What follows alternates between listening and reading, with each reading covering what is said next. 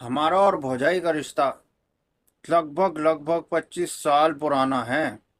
भौजाई मतलब चिंटू की मम्मी। हम उन्हें प्यार से भौजाई बुलाते हैं।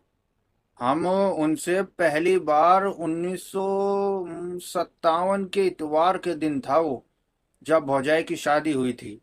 उस दिन हम उनसे पहली बार मिले थे, जब हम उनके दहेज के सामान में सबसे आगे रखे थे। दो औरतें तो मुंह बना के बोली भी थी, इससे अच्छा तो मैंने दिया था अपनी बेटी को। मैं तो कहता हूँ झूठ बोल रही थी दोनों। ऐसा हो ही नहीं सकता कि हमसे अच्छा दिया हो।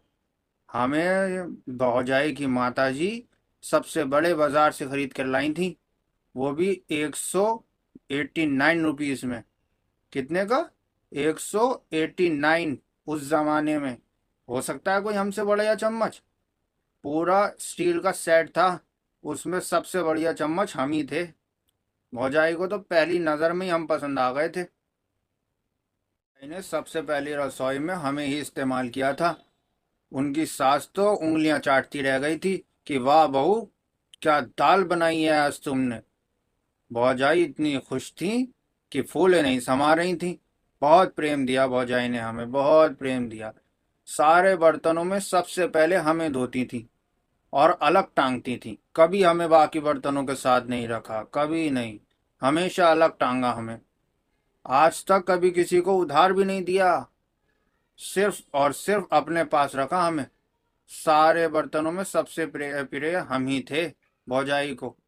हाँ चिंटू, इसके जन्मदिन पर पहले वाले भौजाई ने हमसे ही हमारा इस्तेमाल करके 56 भोग बनाए थे। आज भी याद करते हैं लोग कि क्या रसोई बनी थी उस दिन। भौजाई ने भी हमें बहुत प्रेम दिया।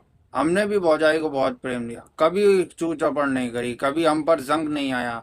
स्टेनलेस स्टील के जो बने थे, बताया ना, 189। छोटी रकम थोड़ी है कि नॉर्मल लोहे के बने चम्मच होंगे। अरे ना ना, स्टेनलेस स्टील, वो भी प्योर। कि सारे बर्तन पुराने होते गए, धीरे धीरे बिकते गए, पर हमें भौजाई ने कभी नहीं बेचा।